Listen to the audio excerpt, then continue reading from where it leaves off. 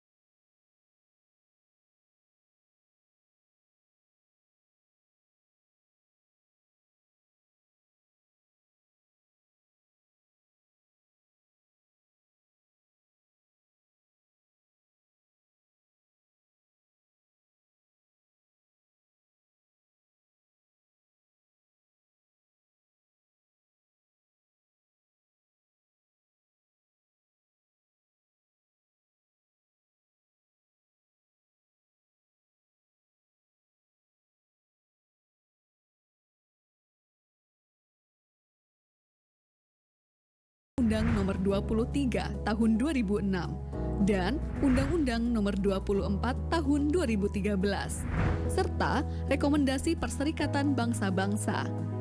Dengan konsep penduduk berdasar tempat tinggal akan menghasilkan data yang lebih akurat sehingga memudahkan pemerintah dalam mengambil kebijakan dan melaksanakan program pembangunan. Misalnya, untuk membangun fasilitas MCK, sekolah, fasilitas kesehatan, dan lain-lain.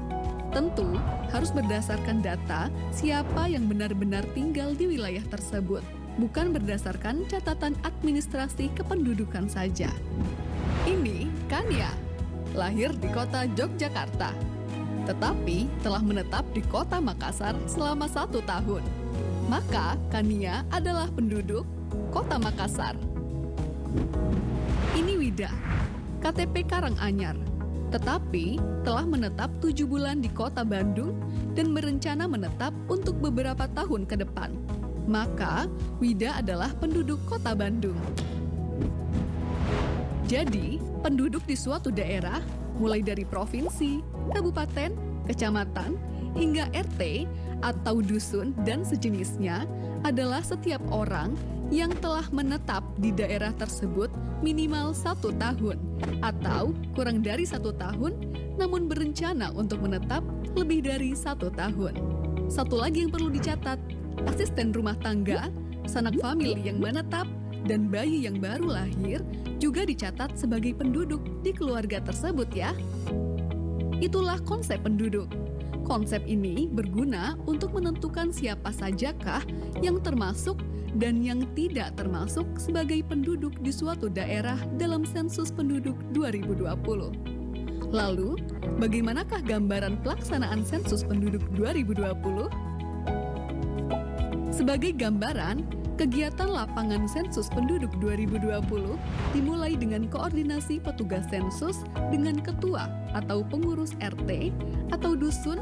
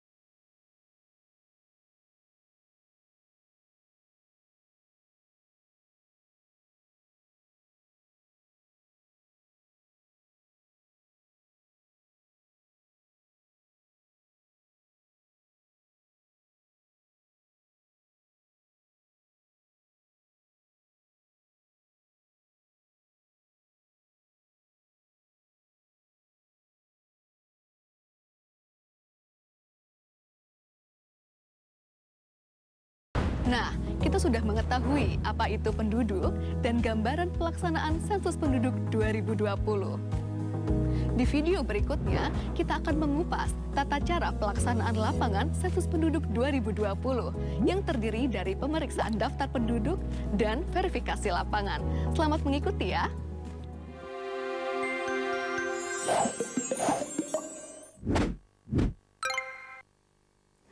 Ya, saudara, dalam tayangan tadi sudah kita saksikan bersama konsep definisi penduduk, siapa-siapa saja nantinya akan didata oleh BPS. Lalu kemudian juga tadi ada gambaran bagaimanakah tahapan-tahapan sensus penduduk itu nantinya. Dan usai jeda kami masih akan kembali dengan informasi-informasi terkait dengan program pembelajaran sensus penduduk 2020. Tetaplah bersama kami dalam dialog bersama BPS.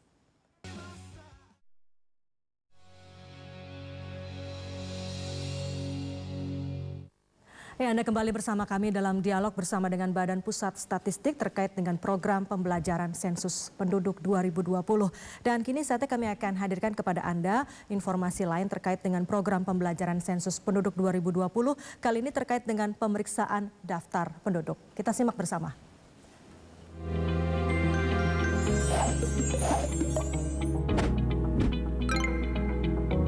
Tahapan kegiatan lapangan sensus penduduk 2020 dimulai dari pemeriksaan dokumen daftar penduduk SP 2020 DP oleh petugas sensus bersama ketua atau pengurus RT atau dusun dan yang sejenis atau disebut dengan SLS. Kegiatan ini di bawah pengawasan Koordinator Sensus Kecamatan atau disebut dengan KOSEKA. Selain menggunakan atribut lengkap, ketika turun ke lapangan, petugas sensus juga harus mengenakan pakaian berlengan panjang, menggunakan face shield, masker kain, dan membawa hand sanitizer, serta memperhatikan protokol kesehatan. Dokumen yang diperlukan pada tahapan ini adalah SP 2020 DP dan peta wilayah. Pastikan juga membawa alat tulis yang diperlukan di lapangan. Untuk memulai tahapan pemeriksaan DP, hubungi ketua atau pengurus RT atau dusun dan sejenisnya. Sepakati waktu dan mekanisme pemeriksaan DP. Apakah akan bertatap muka secara langsung atau melalui media telekomunikasi yang memungkinkan.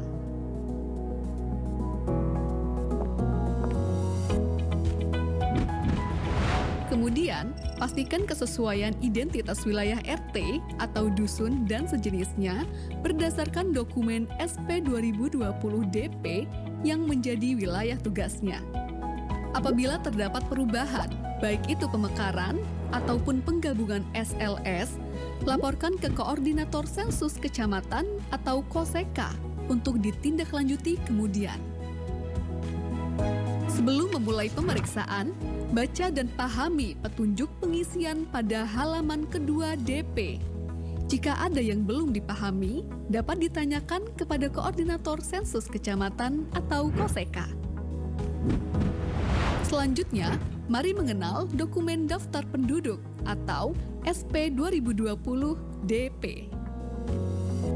SP 2020 DP adalah instrumen utama pada sensus penduduk 2020 yang berisikan nama-nama penduduk yang akan diperiksa keberadaannya oleh petugas sensus bersama dengan ketua SLS.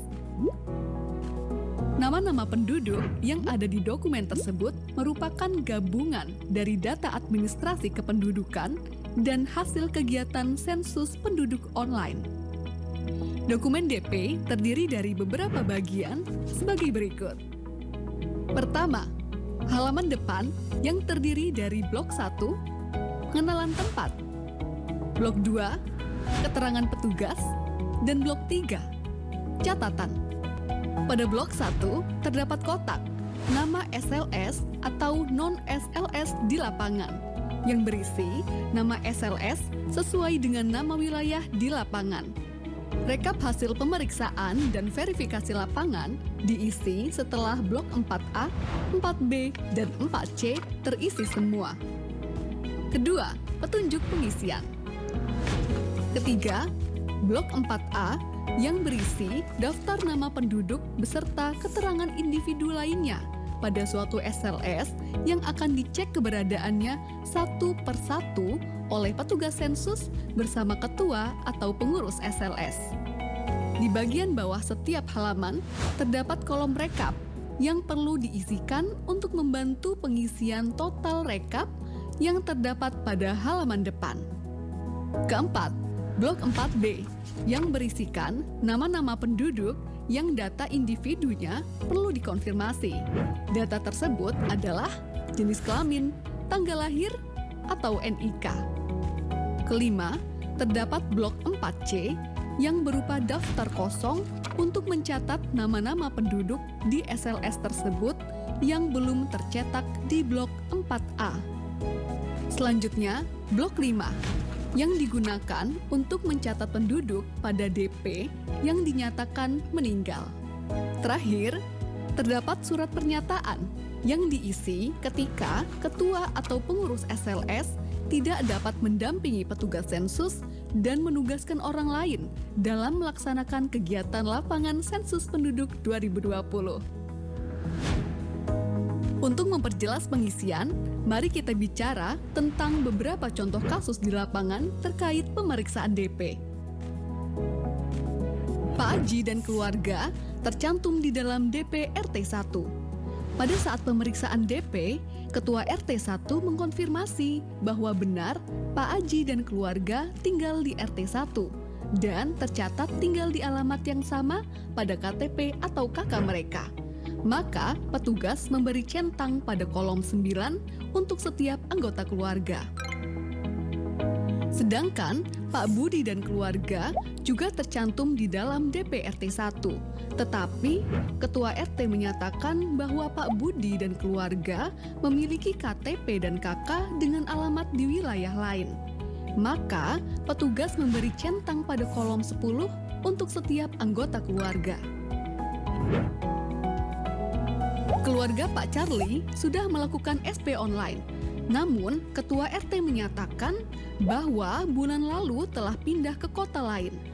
Maka, untuk setiap anggota keluarga, beri tanda centang pada kolom 11. Jangan lupa, coret keterangan jenis kelamin Pak Charlie dan keluarga pada kolom 13 atau 14, sehingga tidak dihitung pada rekap jumlah penduduk berdasarkan jenis kelamin. Contoh selanjutnya, keluarga Pak Rudi terdiri dari Pak Rudi, istri, 4 orang anak, ibu, dan seorang asisten rumah tangga yang tinggal di kota Semarang. Pak Rudi beserta istri dan anak pertama, kedua, dan ketiga, serta ibunya sudah melakukan pengisian sensus penduduk online.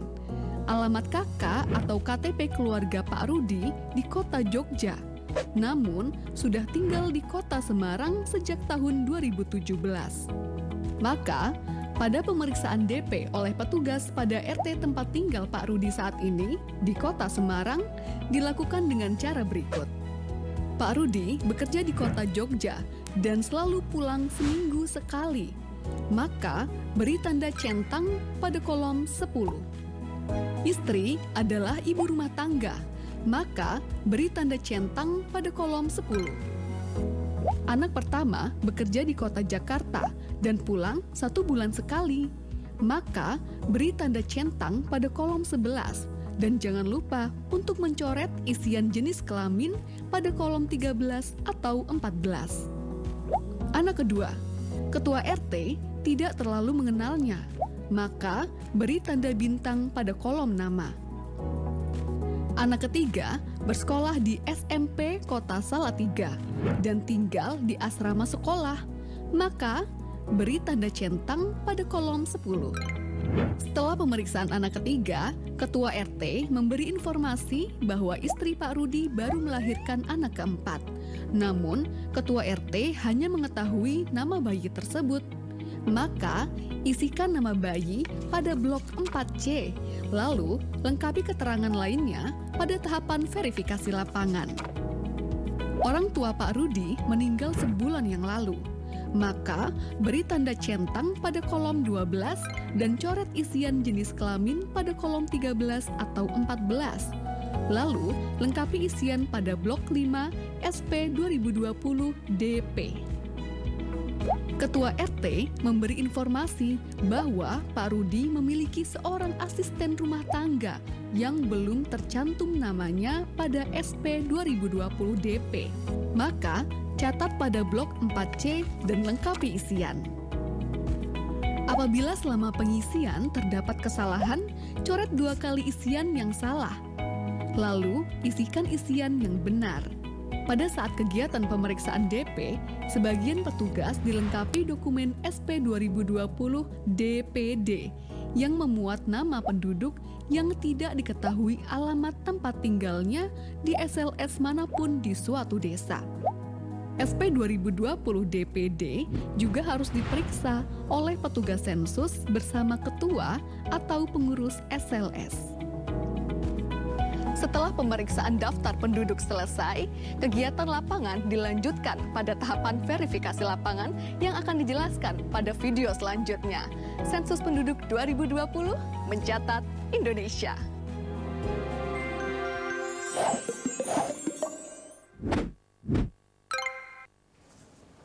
Ya, saudara, demikian tadi kita saksikan penjelasan mengenai pemeriksaan daftar penduduk yang dijelaskan secara detail sekali tadi, termasuk diantaranya misalnya dokumen-dokumen apa saja dan lembaran apa saja yang nantinya harus diisi pada saat sensus penduduk atau pendataan penduduk. Dan diantaranya tadi juga disampaikan contoh-contoh kasus yang kerap terjadi, termasuk misalnya apabila ada salah satu anggota keluarga yang tercantum dalam KK tapi sudah tidak lagi menetap di tempat yang sama atau menetap di luar dari daerah tersebut.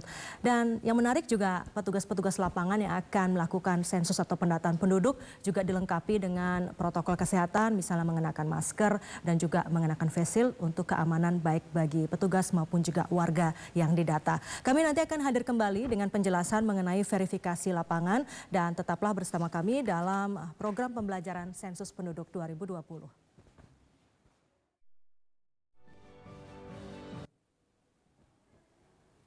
Terima kasih Anda masih bersama kami dalam dialog bersama Badan Pusat Statistik terkait dengan program pembelajaran sensus penduduk 2020. Tadi dalam tayangan sebelum ini kami sudah menayangkan mengenai apa itu konsep definisi penduduk, kemudian juga pemeriksaan daftar penduduk dan tahapan-tahapan yang dilakukannya, termasuk juga nantinya petugas lapangan akan melakukan verifikasi lapangan. Lalu bagaimanakah mekanisme dan proses saat petugas nantinya melakukan verifikasi lapangan? Kita simak bersama tayangan berikut ini.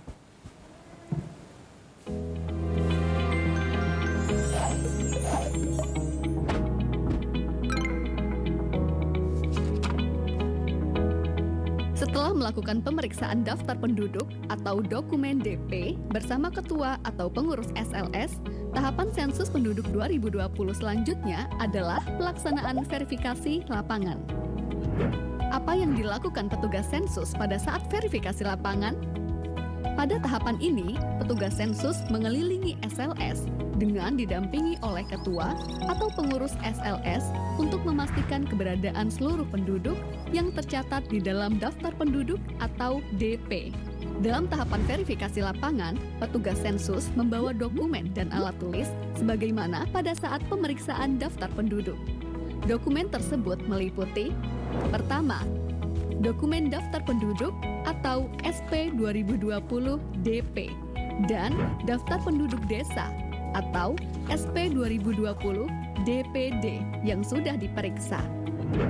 Kedua, peta wilayah sensus atau SP 2020 WS yang digunakan untuk penelusuran wilayah dan memastikan batasan-batasan wilayah SLS kepada ketua atau pengurus SLS atau warga yang ditunjuk. Selama di lapangan, petugas dan ketua atau pengurus SLS wajib mematuhi protokol kesehatan pencegahan penyebaran COVID-19, mengenakan masker, selalu memastikan kebersihan tangan, dan menjaga jarak minimal dengan responden. Apa saja yang harus dilakukan oleh petugas pada saat verifikasi lapangan? Pertama, mengenali dan menentukan batas-batas wilayah SLS bersama ketua atau pengurus SLS. Kedua, menentukan bangunan pertama yang akan dikunjungi untuk diverifikasi keberadaan penduduknya. Dianjurkan dimulai dari posisi barat daya pada peta. Ketiga, berikan tanda titik atau noktah sesuai posisi rumah tersebut pada peta SP 2020 WS dan sertakan nomor urut di samping noktah tersebut. Keempat, lakukan identifikasi seluruh nama penduduk yang tinggal di rumah tersebut dan sesuaikan dengan nama yang tercantum pada daftar penduduk atau DP. Lalu, salin nomor urut yang terdapat pada peta ke kolom nomor bangunan pada DP. Lakukan prosedur tersebut untuk setiap rumah dan bangunan yang ada penduduknya. Pastikan tidak ada yang terlewat ya. Apabila ditemukan penduduk yang belum tercantum namanya pada daftar penduduk atau DP, tambahkan dan lengkapi keterangan penduduk tersebut pada DP Blok 4C. Pastikan seluruh kolom terisi. Untuk penduduk yang berstatus sudah sensus penduduk online, tetapi perlu konfirmasi, petugas sensus perlu menanyakan informasinya kepada ketua atau pengurus SLS dan menuliskannya di blok 4B.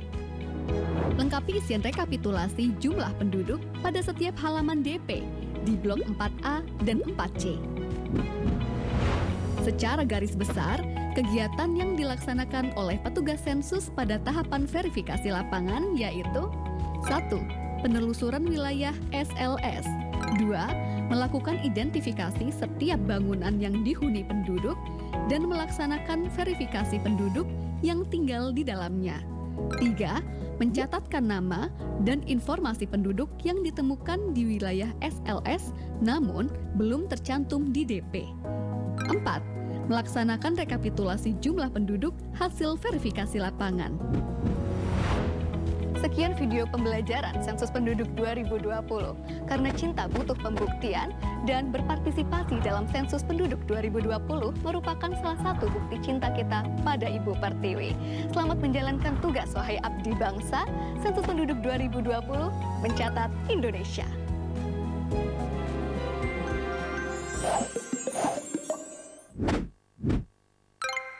Ya, saudara, demikian tadi tayangan mengenai verifikasi lapangan dalam Sensus Penduduk 2020.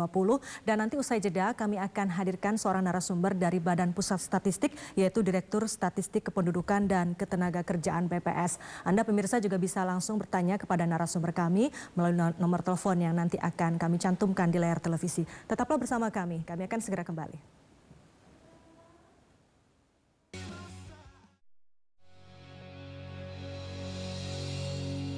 Terima kasih Anda kembali bersama kami dalam dialog bersama Badan Pusat Statistik terkait dengan program pembelajaran Sensus Penduduk 2020.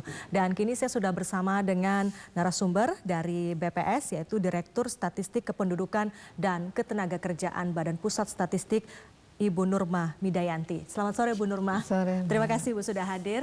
Dan nanti Anda juga pemirsa bisa bertanya langsung kepada narasumber kami bersama Bu Nurma di nomor telepon 021 573 2269 atau bisa juga di 021 574 3812. Nah, sebelum itu saya bertanya terlebih dahulu ke Bu Nurma. Bu Nurma, ini pandemi COVID-19 seperti tadi disampaikan oleh Kepala BPS tentu tidak boleh menghambat proses sensus penduduk ini.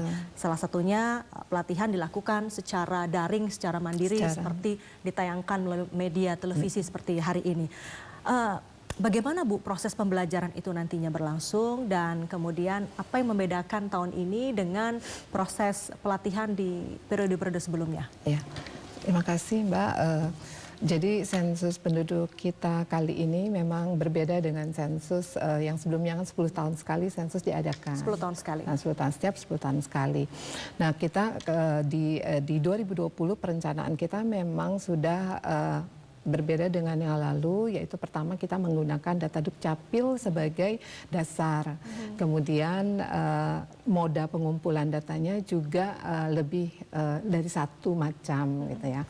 Nah, terkait dengan kondisi COVID ini memang kita harus melakukan adaptasi ya, adaptasi terhadap kondisi yang ada. Salah satunya ini tentu adaptasi cepat ya Bu ya. Iya, awalnya benar-benar pasti rencananya nggak seperti ini. Tidak, kita bekerja keras untuk menyiapkan akhirnya pelaksanaan menjadi seperti ini. Jadi ketika COVID kita kan harus jaga jarak, ya nggak boleh berkerumun. Oleh karena itu tatap muka kan menjadi dibatasi, menjadi sumber penularan, sehingga kita melakukan cara jarak jauh. Nah, kita berjenjang. Terakhir ini petugas sensus secara mandiri kita latih. Pertama kami berikan berbagai macam materi, ya. Kemudian dipelajari, dan hari ini sore ini ada tayangan yang untuk memperjelas dari pembelajaran mereka secara mandiri. Betul. Nah, kemudian ini tayang di TVRI kan selama sampai tanggal 30 ya. Setiap hari mulai setiap hari hari ya. sampai tanggal 30. 30 setiap jam 16 seperti ini. Kemudian kita melakukan nanti ada semacam tes ya untuk mengetes pemahaman. Sampai sejauh mana petugas ini memahami, nanti kita lihat evaluasi yang nilainya mungkin tidak baik, itu nanti ada pendampingan yang lebih banyak dari di atasnya petugas sensus kan ada KOSEKA, Koordinator Sensus Kecamatan. Ada berapa petugas Bu yang akan terlibat dalam proses pendataan penduduk ini? Sekitar petugas sensusnya itu sendiri ada lebih dari 190.000 orang. Untuk seluruh Indonesia? Untuk seluruh Indonesia, KOSEKA itu ada 16 ribuan. 16 ribuan. Petugas, di mana satu orang KOSEKA itu membawahi 15 orang petugas.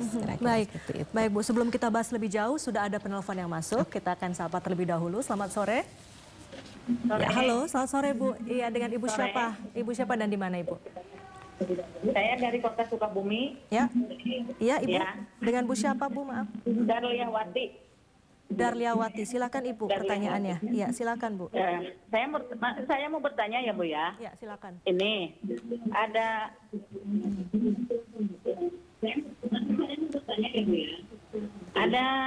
satu keluarga penduduk. Pertamanya dia tercatat di Kota Pandeglang. Ibu, volume televisinya boleh dikecilkan sedikit sehingga kami bisa menangkap dengan jelas suara Ibu di sini. Ya, sebentar ya. Ya. Ya. Bagaimana Ibu? Ada satu keluarga penduduk berasal dari Kota Pandeglang. Ya. Mereka tercatat semua di Kota Pandeglang sebelumnya.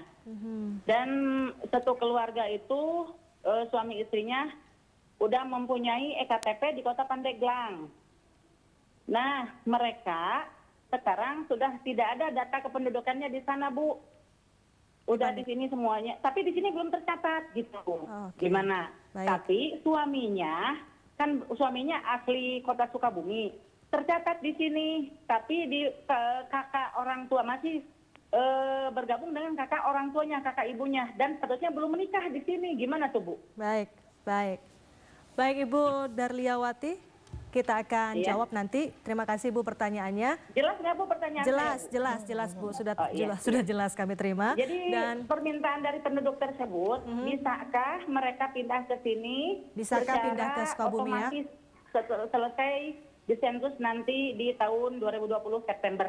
Baik Ibu, nanti akan dijawab. Kita sapa dulu penelpon berikutnya. Ya, selamat sore Bu. Pak, selamat sore. Silakan. Halo, selamat sore. Iya Pak, silakan Pak. Dengan Bapak siapa dan di mana? Saya Sobarian.